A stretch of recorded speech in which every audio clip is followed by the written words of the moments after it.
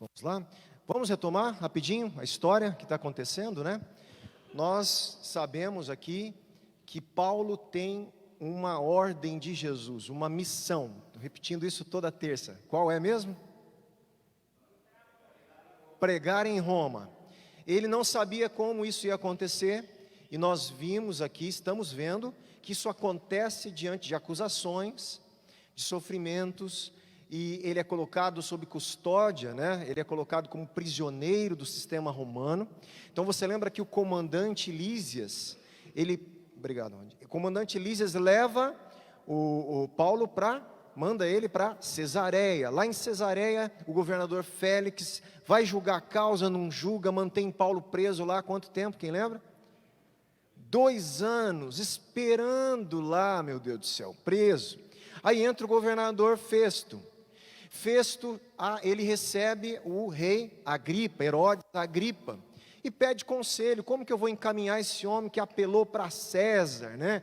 Qual que é o crime dele? Aí no final eles chegam à conclusão, como a gente viu a semana passada, que ele não tinha crime nenhum, mas ele teve que escrever alguma coisa, que a gente não sabe o que é, porque Lucas não falou para a gente, para encaminhar Paulo para Roma, para César. Nós paramos aí, nós estamos vendo que mesmo no processo histórico, Deus está conduzindo toda a situação, para que Paulo cumpra a missão dele de pregar o Evangelho nos confins da terra daquela época. Lembrando que Roma era um lugar estratégico do império. Lembra que eu falei também a semana passada? Onde passava gente de tudo quanto é lugar do mundo da época, que se pegasse o Evangelho ali, ia espalhar para o mundo da época. Que provavelmente isso aconteceu. E Paulo poderia, a partir dali, chegar um pouquinho mais longe no que nós chamamos, né, hoje da Espanha, que na época era Portugal, Espanha, tudo juntinho ali, naquelas bandas lá do final do mundo daquela época. Tá certo? É nisso que nós estamos. Então hoje, o capítulo 27, vamos lá aqui, antes de ler, preste atenção em algumas anotações minhas aqui. Ameaçado por tempestade, Paulo vai ser ameaçado por tempestade. O homem correu risco de vida, né? Um torturando, querendo matar no caminho, fazer emboscada. Agora, tempestade, naufrágio. Paulo é salvo para quê? Para que possa dar testemunho em Roma. O que acontece, gente? Eu acredito, aqui, pensando comigo, na cabeça de Paulo, ele pensava assim: pode acontecer o que for comigo, mas eu não posso ser morto. Nada vai tirar a minha vida, porque Jesus mandou eu ir a Roma. Enquanto eu não cumprir a minha tarefa, ninguém pode tomar a minha vida. Essa consciência de alguém que sabe exatamente o que Deus quer para ele. E ele sabe que podem tentar matá-lo, que ele tem os sofrimentos, a gente está vendo que ele sofreu bastante. Pode naufragar, todo mundo achar que agora vai morrer, mas o cara fala: não vai, eu preciso chegar em Roma.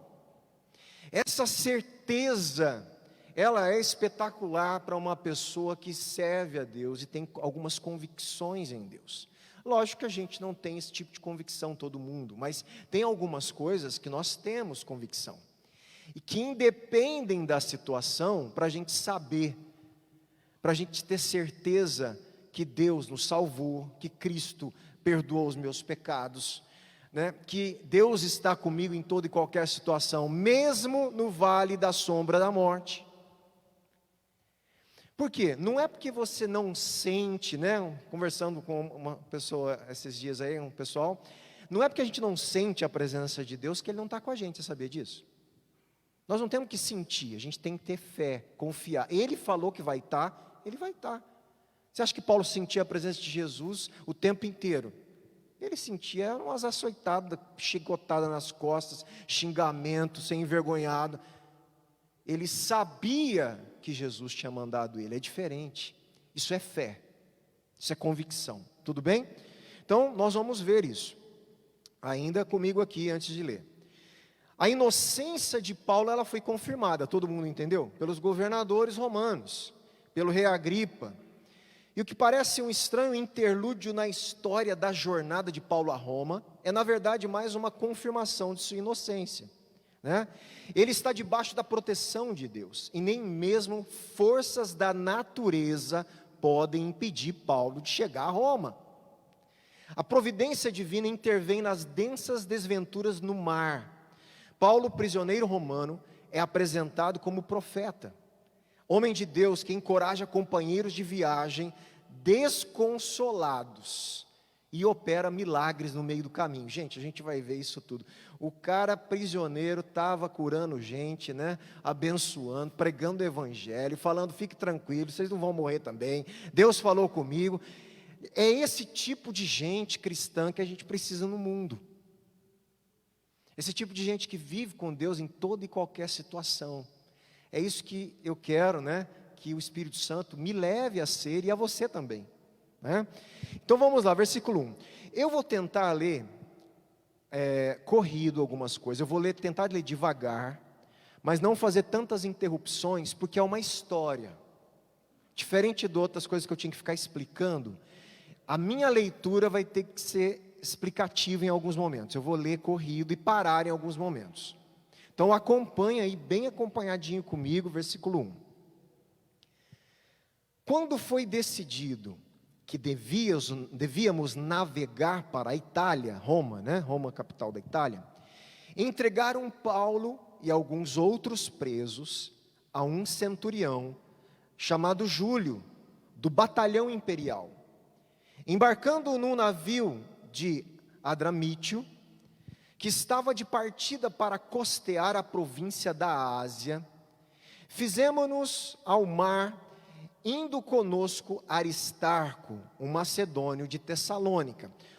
Aqui eu preciso parar só para observar isso. Olha quem está escrevendo, ele está falando o quê? Indo conosco. O que isso quer dizer? Que quem está escrevendo está junto na viagem. Paulo não viaja sozinho. Lucas estava com ele. Aristarco, que era um outro discípulo que tinha ido com ele para Jerusalém, agora está indo com ele nessa viagem, não presos, mas como companheiros.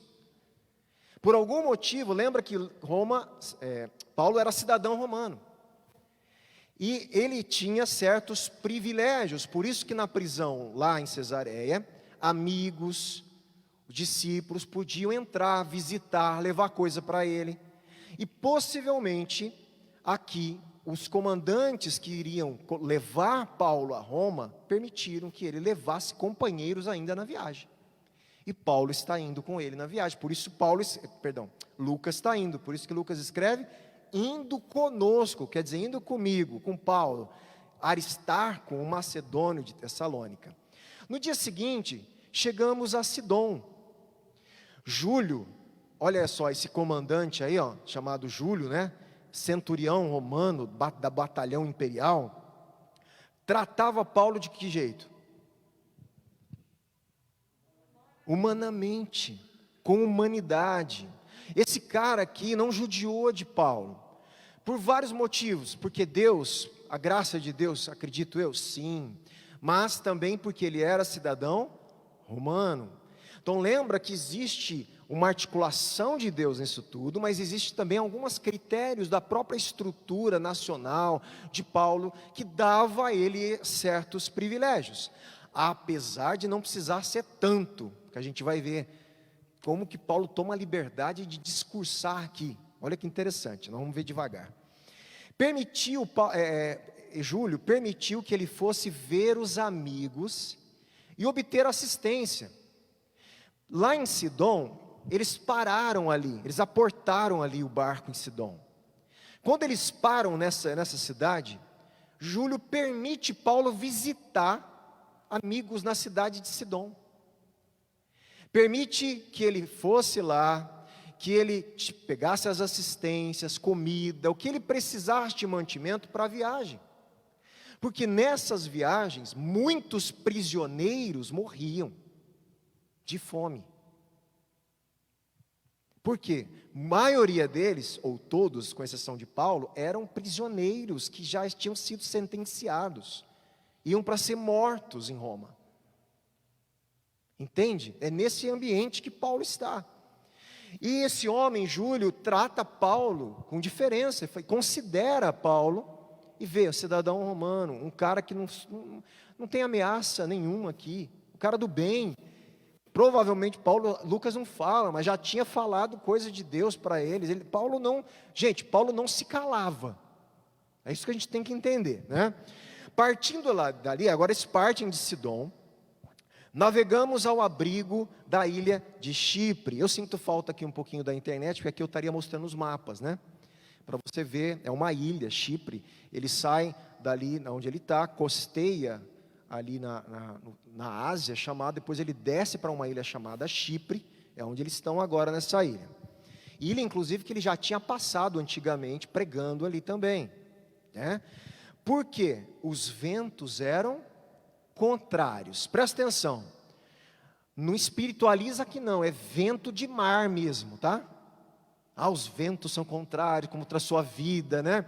Não, aqui é vento do mar, lá do navio mesmo, tá? É vento que iria dificultar a navegação, que iria dar problema. E Paulo, nós temos que lembrar que Paulo já tinha sofrido em outros naufrágios, que Paulo já tinha navegado por essas regiões, que Paulo sabia a motivação, por que os caras lá estavam querendo chegar logo em Roma, tinha questões financeiras envolvidas.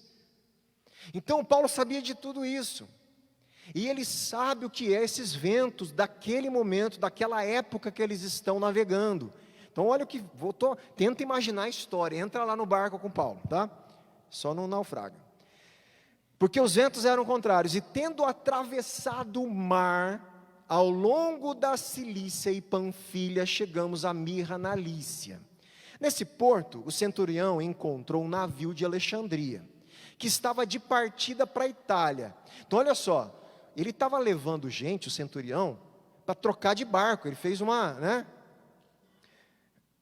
baldeação, como chama lá nos aeroportos que você faz lá? Uma conexão, ele fez uma conexão não prevista. O cara desce com todo mundo ali, de repente ele vê um navio de Alexandria. Você sabe onde é Alexandria? Na África. Esse navio está vindo da África, aportado ali, onde eles param. Ele ora por quê? Porque era um navio estratégico de levar grãos para Roma, de uma região importante de Alexandria. Ele aproveita carona, como ele é um representante de César, ele fala: vou entrar no teu navio e a gente vai levar os prisioneiros no seu navio. E ponto final, né?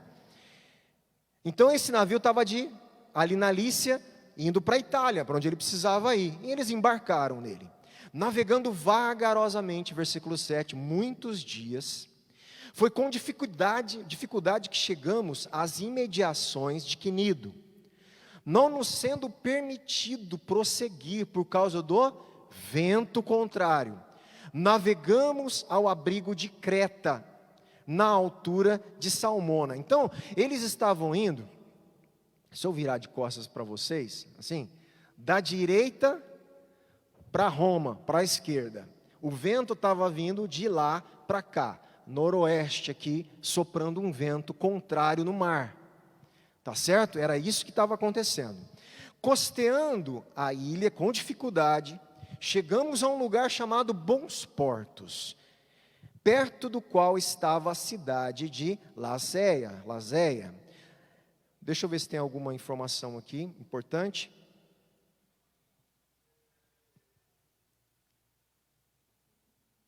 Vimos que Aristarco foi, né? Já não preciso repetir, deixa eu ver aqui. Isso aqui é informação, mais ou menos isso, ó.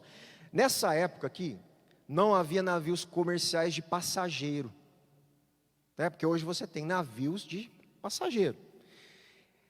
E Júlio precisa encontrar uma embarcação que rume a um lugar próximo do destino deles, a Itália. Primeiro consegue passagem um navio mercante, que acompanha o litoral até Mirra, onde ele sabe que poderá encontrar uma embarcação com destino à Itália. Navios alexandrinos geralmente carregavam cereais, mercadoria essencial para Roma. O Egito, Alexandria, capital do Egito, que fica no continente africano. tá? O Egito era o maior fornecedor de cereais para a capital do império. Tamanha era a preocupação dos imperadores de evitar em Roma falta de alimento capaz de gerar instabilidade de governo, né? Quando falta alimento, os caras não queriam, né? De jeito nenhum. Que os capitães de frota mercantes recebiam incentivo ao dinheiro entrando no negócio, incentivo financeiro, para navegar até mesmo em estação que não podia navegar, no inverno. E estava ali próximo do inverno. Então não era momento propício de navegação, mas os caras queriam dinheiro, tá? O navio provavelmente pertencia a uma frota especial projetada e construída pelos romanos, expressamente para transportar cereal do Egito para a Itália. Por isso que ele entra ali tranquilamente nesse navio. Versículo 9: depois de muito tempo, tendo se tornado a navegação, que jeito? Perigosa. E já passado o tempo do dia do jejum. Por que que Lucas fala isso? O dia do jejum é o dia do Yom Kippur. É o dia de uma festa judaica de arrependimento nacional. Ele põe aqui para a gente uma datação para a gente entender o período que estava navegando. Já tinha passado o tempo do jejum. Isso quer dizer, nós estamos entrando numa estação que não estava boa para navegação. Paulo faz o quê? Olha lá, já viu o prisioneiro aconselhar o comandante? Né? O cara levanta e fala: vou dar um conselho para vocês. Senhores, vejo que a viagem vai ser trabalhosa. A palavra vejo aqui no original, no grego, é percebo, tá? Vejo no sentido de, eu tenho uma percepção, eu tenho um discernimento, pela minha experiência de mar, da época, eu percebo que a nossa viagem vai dar problema, vai dar ruim. Com dano e muito prejuízo. Paulo ele já fala: olha, não vai dar certo isso aqui, gente.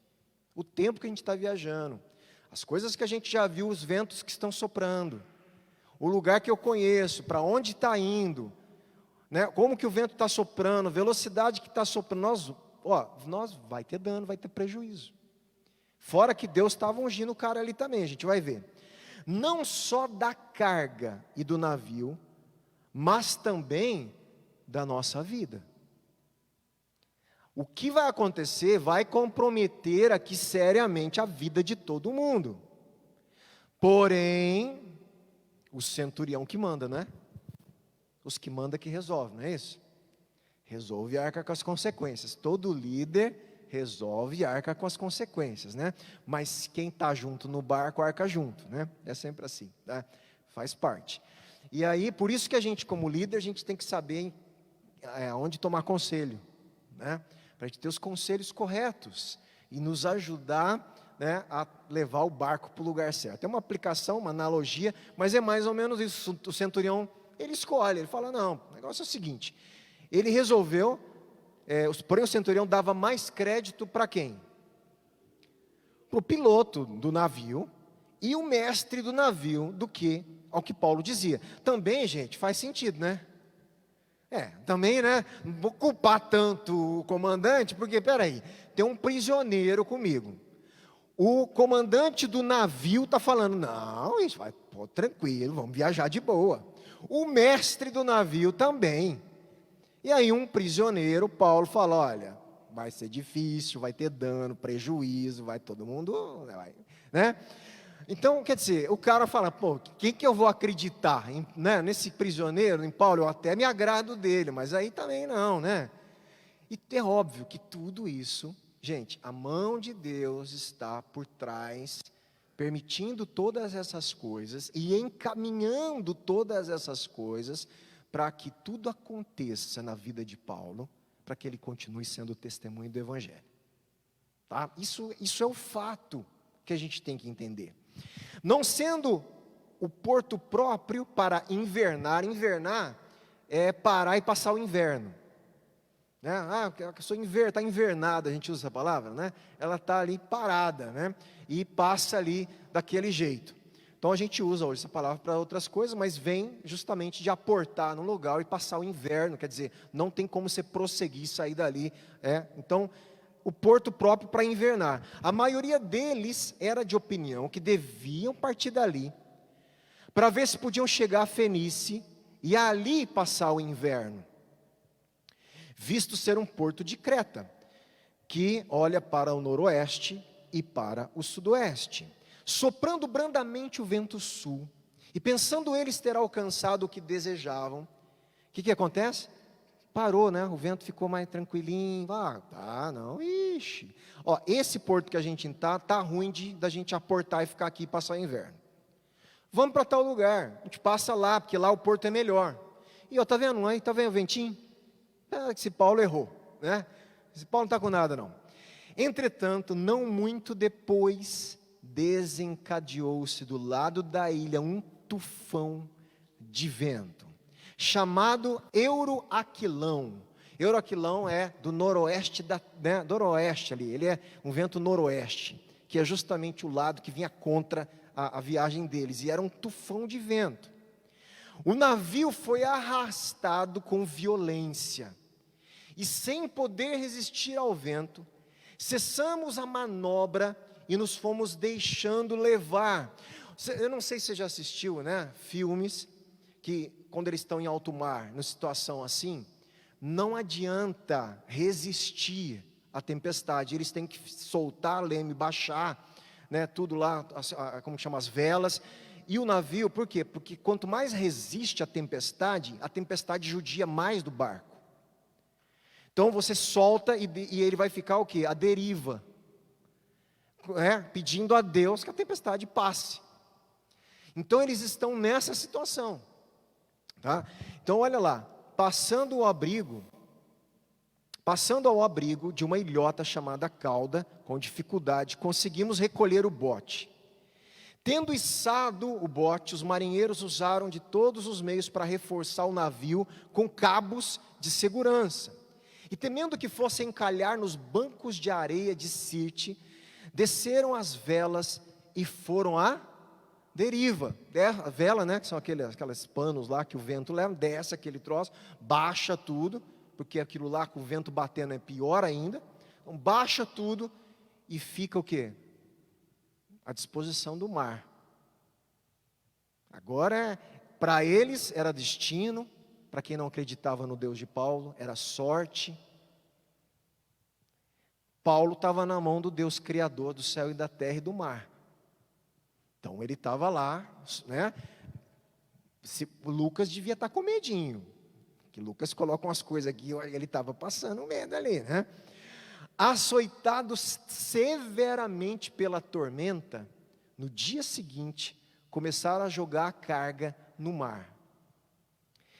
Tá? Então começa a entrar água, começa a ficar pesado, começa a atrapalhar a manobra, tem que jogar coisa fora, né? E não aparecendo, havia já alguns dias, nem sol, nem estrela. Meu irmão, dia e noite, céu fechado. Caindo sobre nós grande tempestade, dissipou-se, afinal, toda esperança de salvamento. Olha, quem que está falando isso? Lucas. Você acha que ele também não ficou sem esperança? Agora foi, morremos, acabou, não tem mais jeito. Acabou a esperança de todo mundo de sair vivo dali, de qualquer tipo de salvação. Havendo todos estado muito tempo sem comer, Paulo, pondo-se em pé, no meio deles de novo, em todo esse tumulto, ele fala o seguinte: senhores, na verdade, era preciso terem me atendido, vocês precisavam ter me ouvido, né? E não partir de Creta, para evitar este dano e perda. O que Paulo fala? Olha, eu disse que ia acontecer. Então aqui, a gente pode sugerir uma interpretação, que Paulo estava quase que recebendo uma revelação de Deus. Apesar de todo o entendimento dele da navegação, do local, mas para ele falar com tanta certeza que ele falou, provavelmente o próprio Deus falou: ó, vocês vão, esse pessoal vai aí, vai acontecer isso. E aí ele já fala para eles: olha, eu disse que iria acontecer, vocês podiam ter me atendido, ia ter evitado tudo isso aí. Mas agora, já quer dizer assim, mas já que estamos aqui, já que está todo mundo lascado aqui no meio do oceano, nós vamos ter que lidar com a situação, não é? Depois que foi, meu irmão, depois que o leite está derramado, não é isso? É limpar. Caiu, vai limpar, vai fazer outro, fazer de novo e pronto, vai arcar com as consequências. Nós temos que lidar com o que a gente está passando. Então, mas agora aconselho, olha o aconselho de Paulo, que tenham, primeira coisa, tenham ânimo, tenham coragem na minha. Tem alguma tradução diferente aí? Tenham bom ânimo, tenham coragem, não perca a esperança. Vamos lá. Aí ele fala: porque nenhuma vida se perderá, mas somente o navio. Ninguém sabe como isso vai acontecer. Imagine um lugar desse como? Se o navio cai, se perde onde eles estão, todo mundo morre em alto mar. Vai nadar para o porto, não tem como chegar. Alguma coisa tinha que acontecer. Tá? Aí nós vamos ver Deus também no negócio, encaminhar para que eles saíssem com vida. Mas Paulo fala: fique tranquilo em quê? Vida de ninguém. E ele não fala que é a dele. Nenhuma vida se perderá, mas somente o navio. Por quê? Porque essa mesma noite, um anjo do Deus a quem pertenço e a quem sirvo, falou comigo, esteve comigo, dizendo: Paulo, não tenha medo. É preciso que você compareça diante de César. Meu irmão, a questão é o seguinte: Paulo, nada pode tirar a sua vida até você cumprir o que Jesus mandou você fazer. É necessário, é preciso para a história da igreja, para a vida do evangelho, para a obra missionária, para que a igreja, para que o evangelho chegasse a todas as nações, é necessário você falar com César. Não vai morrer, Paulo. Então não tenha medo. E eis que Deus, por sua graça, pelo favor que ninguém merece,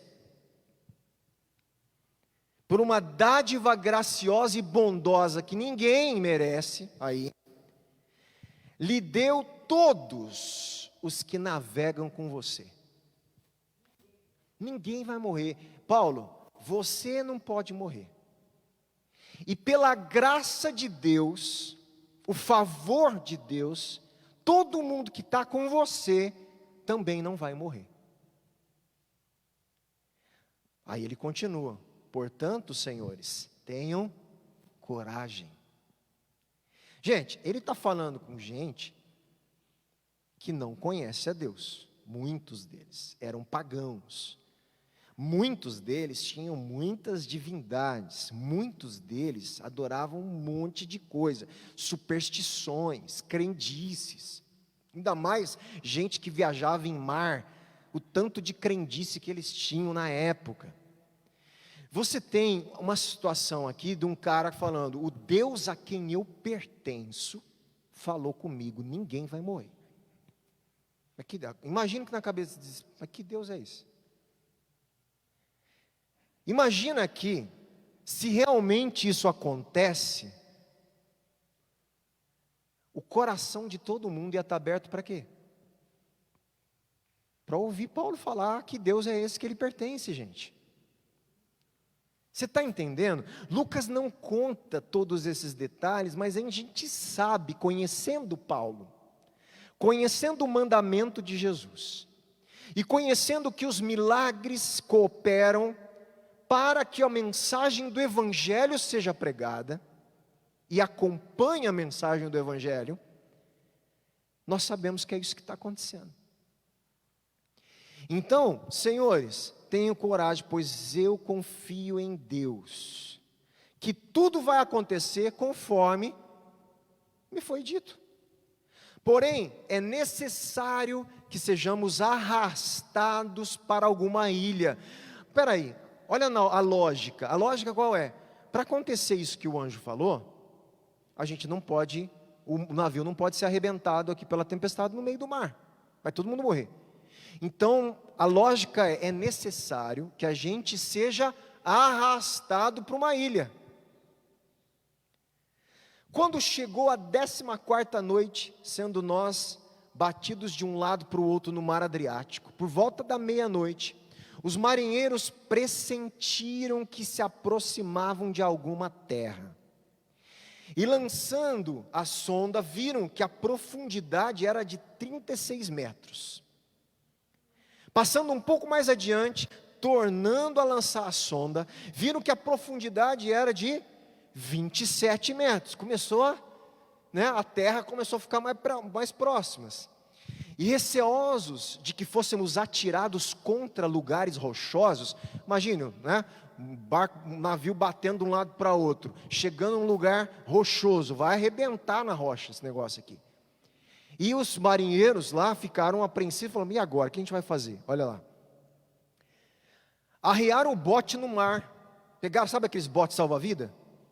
Tiraram do navio, jogaram no mar, a pretexto de que iam largar âncoras da proa,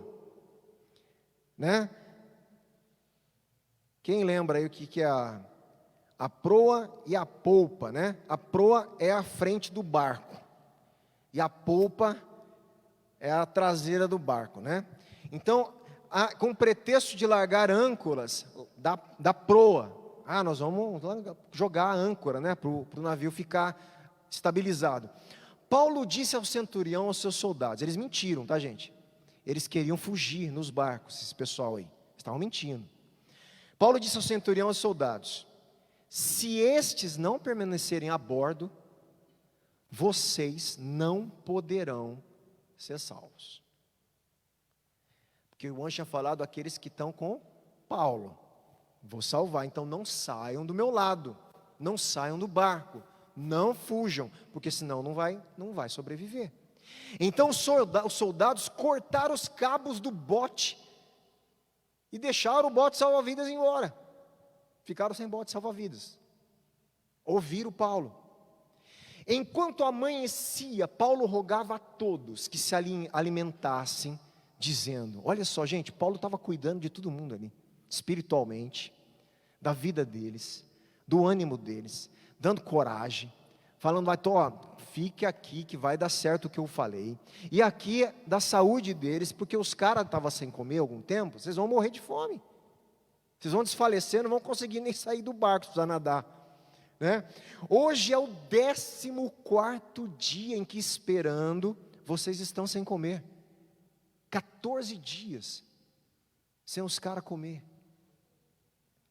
não tendo provado nada, por isso, peço que comam alguma coisa, pois disto depende a sobrevivência de vocês.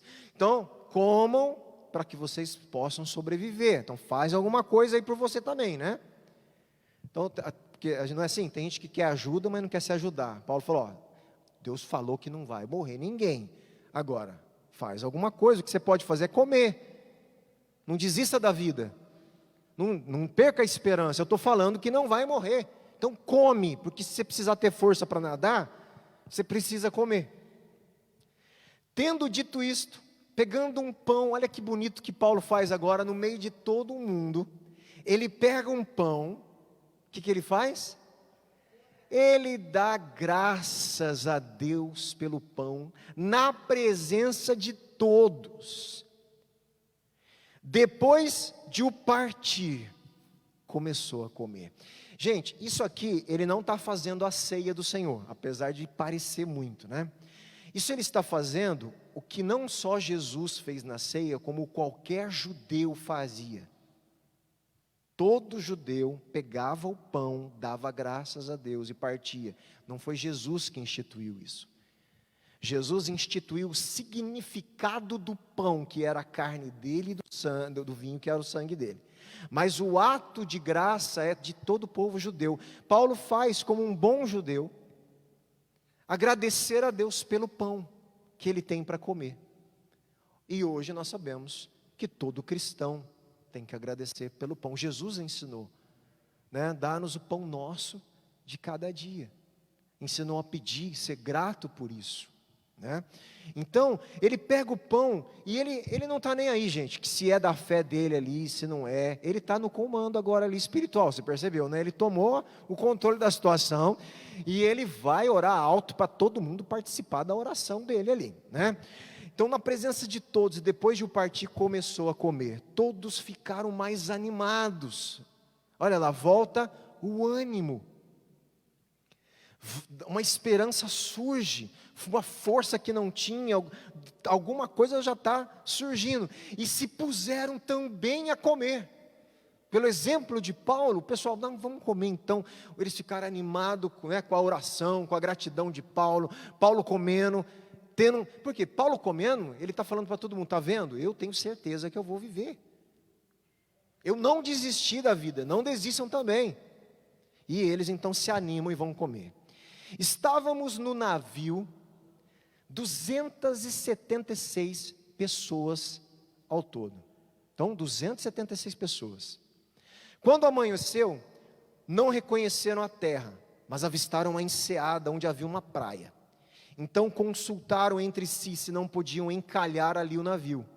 Cortando os cabos da âncora, deixaram que ficassem no mar. Soltaram também as amarras do leme e, alçando a vela de proa ao vento, dirigiram-se para a praia. Armaram todo o esquema ali para o navio ir para a praia que eles estavam avistando. Dando, porém, no lugar onde duas correntes se encontravam, encalharam ali o navio.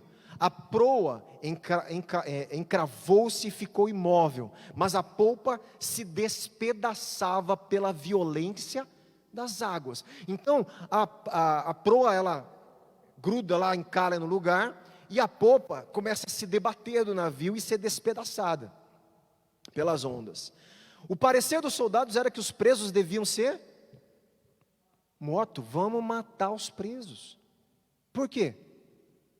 Porque eles são responsáveis de levar esses presos à condenação. Se eles não cumprirem a ordem deles, dada pelo império e pelo comandante, muitas vezes o imperador podia matar o soldado por não cumprir a missão dele, naquela época. Então, assim, como vai acontecer, esse pessoal vai fugir. Vão matar os presos. A gente mata os presos. Se a gente for salvo, a gente vai explicar lá o que aconteceu e que a gente não deixou ninguém fugir, né? Mas o centurião, querendo salvar Paulo, porque Paulo era um dos presos. Então, se eles resolvem, vamos matar os presos, Paulo também é para cucuia ali.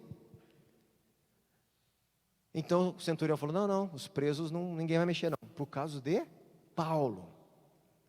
Impediu os soldados de fazer isso. Ordenou que os que soubessem. Gente, é preciso. Imagina o tempo inteiro você falar: agora eu morro. Agora eu não morro. Não, agora eu vou morrer. Né? Você está entendendo? Estou em alto mar. Não, agora não tem jeito de sair dessa, não. Ah, saiu, mata os presos. Não, agora eu vou morrer. Não, aí o comandante, não vai morrer. Gente, é o tempo inteiro passando assim, ó, triscando a morte. O tempo inteiro. Não é fácil viver assim. Né? Não é fácil viver assim. Mas o cara estava lá sabendo que ele tinha que cumprir a ordem de Jesus em Roma. Quanto aos demais, versículo 44. Eu pulei? 43. Mas o centurião, querendo salvar Paulo, impediu-os de fazer isso, ordenou que os que soubessem nadar fossem os primeiros a lançar-se ao mar e alcançar a terra. Quanto aos demais, que se salvassem, uns em tábua, meu irmão, gruda em que tiver para boiar aí, se vira, destroço do navio, né? E foi assim, gente, dramático o negócio, né? Dramático, é um drama, é um filme aí, né? Que todos salvassem, e foi assim que todos se salvaram em terra. Uma vez em terra, verificamos que a ilha se chamava Malta. A minha mãe esteve lá em Malta, não teve? Minha mãe fez uma viagem que foi lá conhecer a ilha de Malta, né? No meio do mar, lindo, né? E eles pararam então na ilha de Malta. Gente, está muito cansativo? Vocês aguentam mais um pouquinho hoje? Pode? Porque senão eu paro no meio da história. Vamos tentar ir mais um pouquinho. Os nativos, gente, lá na ilha de Malta você tem nativo, igual a gente fala, tem um lugar mais afastado, né? Lá tem o índio, tem lá na Austrália, lá os aborígenes, os nativos, gente da ilha, que era nativo da ilha, certo? Os nativos, olha como os nativos receberam eles. Nos trataram, Lucas fala, com singular humanidade. Os caras foram acolhedores, hospitaleiros a todo mundo, aqueles 270 e poucos homens que baixaram lá. Os nativos acolheram todo mundo. Porque acendendo uma fogueira, acolheram a todos nós, por causa da chuva que caía e por causa do frio. Os caras acenderam a fogueira para esquentar todo mundo ali. Tendo Paulo ajuntado, presta atenção, Paulo vai se juntar, está com frio, né? Vão ficar do lado da fogueira ali. E atirado à fogueira um feixe de graveto, Paulo chega lá e vai jogar um gravetinho na fogueira, né? A hora que ele vai jogar o graveto na fogueira, uma serpente, uma víbora, fugindo do calor, pica Paulo. Mas eu vou falar também, né? Não é brincadeira, né? Prendeu-se na mão de Paulo, meu irmão, mas tudo quem tem que acontecer, porque você vai ver o que acontece, tem que acontecer, é o que eu estou falando, a víbora tinha que picar, por quê? Pelo que aconteceu depois. Se não acontecesse isso, o que acontece agora? Os nativos têm uma reação, porque eles creem numa coisa, eles creem num destino. Eles creem que um homem injusto é sentenciado pelo destino. Na cabeça deles, nós vamos ler, eu estou antecipando, nós vamos ler, na cabeça deles é assim, esse homem devia ser muito pecador, muito injusto, porque ele fugiu do mar e vai morrer picado pela serpente. É como se assim, ele não pode fugir da justiça. Ele não vai, os nativos tinham essa forma de ver, e aí, olha só o que vai acontecer, quando os nativos viram a víbora pendurada na mão de Paulo, disseram uns para os outros, lá ó, agora eu assim, esse homem é assassino mesmo, certamente esse homem é um assassino, por quê? Salvo do mar, a justiça não o deixa viver. O que isso quer falar?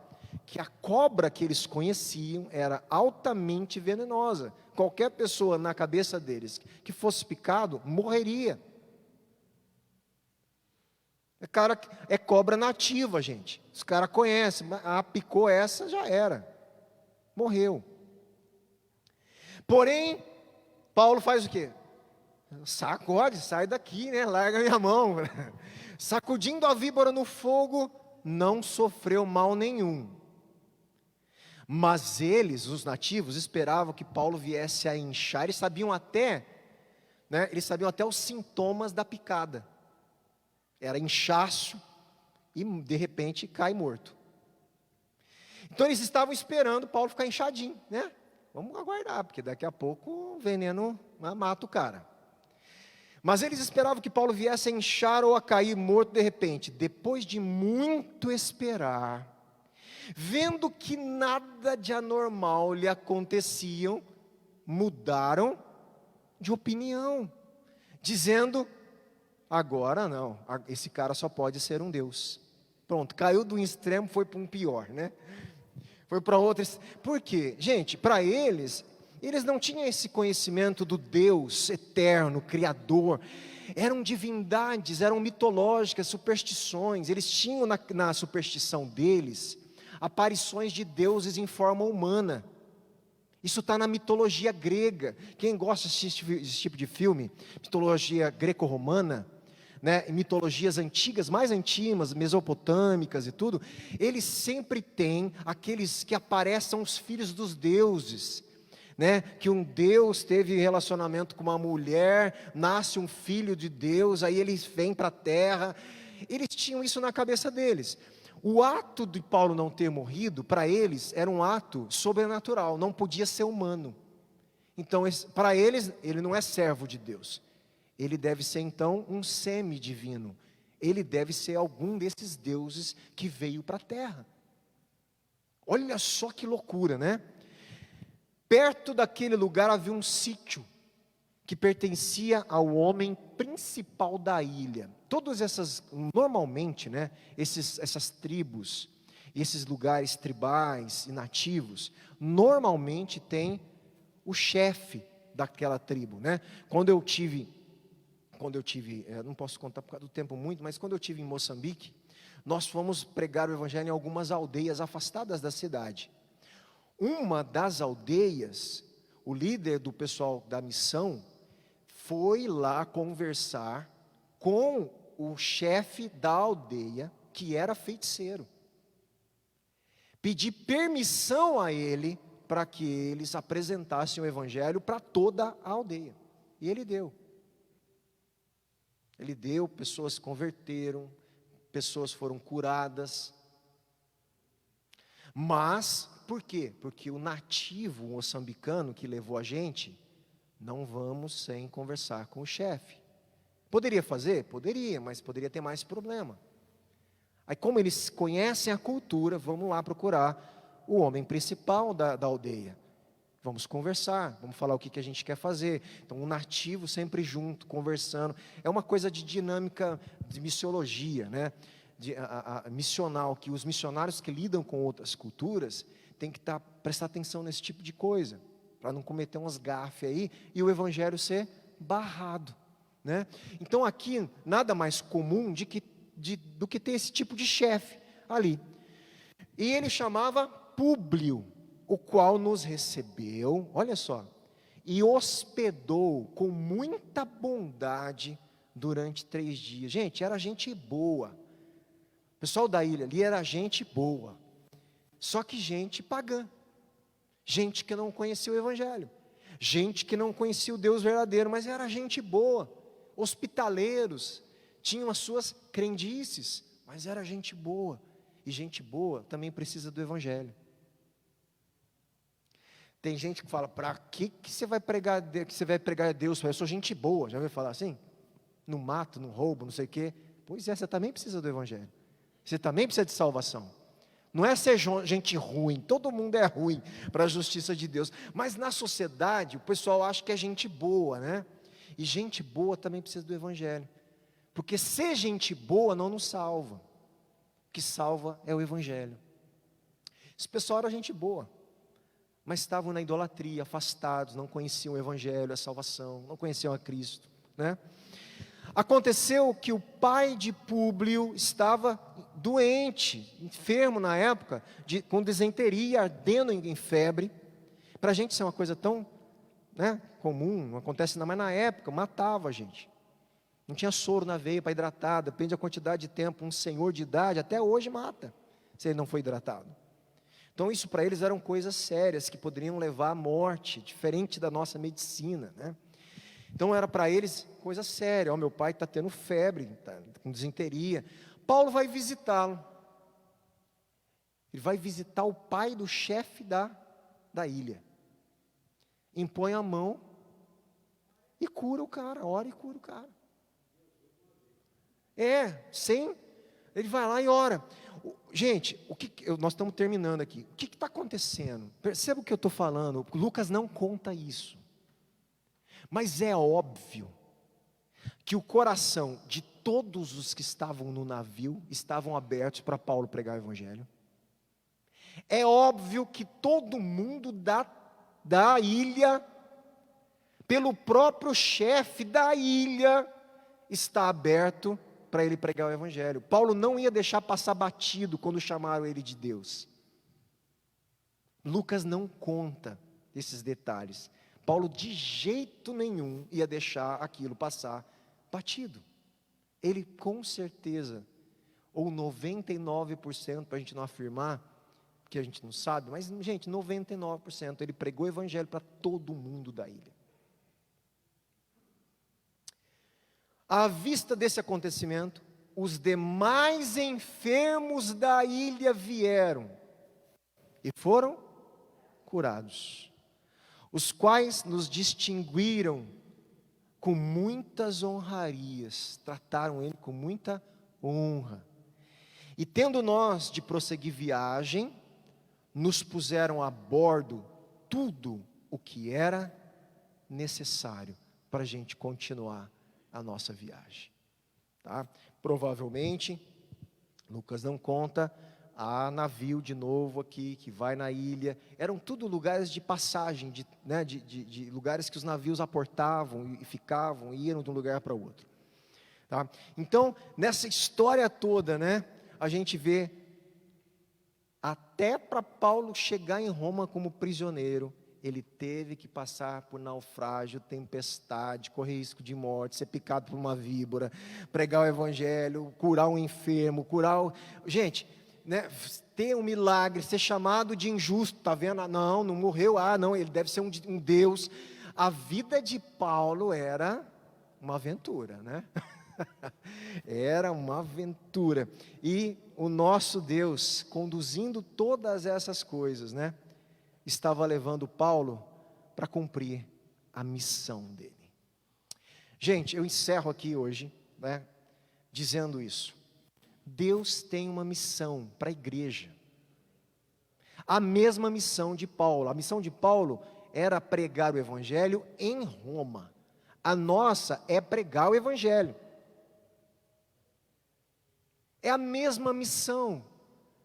E o que mais o Espírito Santo quer é botar você dentro da história dele, da missão dele, fazer você um participante do reino de Deus. E a gente tem que estar disposto a isso, falar: Deus, eu quero aprender o evangelho, eu quero ter facilidade de pregar o evangelho, e eu quero não perder mais a oportunidade de falar do evangelho para as pessoas que o Senhor aproxima de mim. Esse desejo tem que ser despertado e cultivado no nosso coração. E a gente está vendo isso com a vida de Paulo, no meio de uma vida bastante turbulenta. Bom, eu acredito que mais que a nossa, pelo menos bem mais que a minha. Paulo já tinha sofrido outros naufrágios. Eu quero ler depois, para a gente encerrar, talvez a semana que vem a outra, eu preciso me organizar aqui. Encerrando o livro de Atos, a gente vai ver Paulo fazendo uma listinha de tudo aquilo que ele sofreu, as principais coisas que ele sofreu enquanto estava pregando o evangelho. Então isso tem que incentivar a gente, igreja, Ministério Fonte de Vida. Vamos perseverar na doutrina, não é isso que eu estou falando? Vou repetir sempre isso. Vamos perseverar no ensino correto da Escritura. Vamos perseverar na comunhão e no partir do pão. Por isso o nosso projeto dos pequenos grupos. Acompanhe, fique interessado, saber que pé que está. Depois participe. Que é o lugar onde a gente vai poder ter proximidade, partilha, comunhão, oração um pelo outro. São os pequenos grupos. E assuma a missão de pregar o evangelho, falar de Cristo, a obra de Cristo, da salvação para as pessoas próximas de você. Trazer pessoas também para nosso convívio comunitário, levar para o pequeno grupo, você ser um agente de expansão do reino de Deus, com a mensagem, conduzindo pessoas para o ambiente do reino de Deus. Que você possa assumir essa missão de todo o seu coração. Amém?